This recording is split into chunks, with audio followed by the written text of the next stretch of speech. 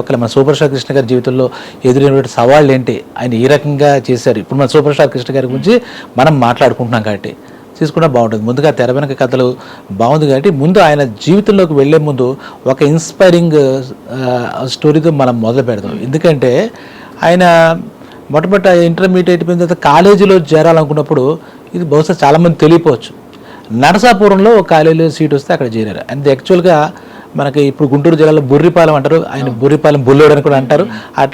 ఆ పేరుతో సినిమా కూడా తీయడం, ఆ బుర్రిపాలెం గ్రామం తదనంతర రోజుల్లో మన మహేష్ బాబు గారు దత్తత కూడా చేసుకున్నారు. ఆ ఊరి మీద, జన్మభూమి మీద అభిమానం కొద్ది, ఇవన్నీ మనకు తెలిసినవే. ఒక వ్యవసాయ రైతు కుటుంబం తప్పితే వాళ్ళ ఇంట్లో ఎవరు అప్పటిదాకా ఆర్టిస్టులు ఇలాంటివి ఏం లేవు. ఇంకోటి విషయం గురించి చెప్పుకోవాలంటే వీళ్ళు నలుగురు అన్నదమ్ములు, ఈయన పెద్ద ఆయన. ఈయన నిజంగా కూడా సినిమా ఇండస్ట్రీ కాకపోయినా కుటుంబ విషయంలో కూడా పెద్ద అన్నయ్య పాత్రే పోషించారు. అలాగే ఇండస్ట్రీకి వచ్చిన తర్వాత కూడా ఈయన పెద్ద అన్నయ్యలాగే వ్యవహరించారు.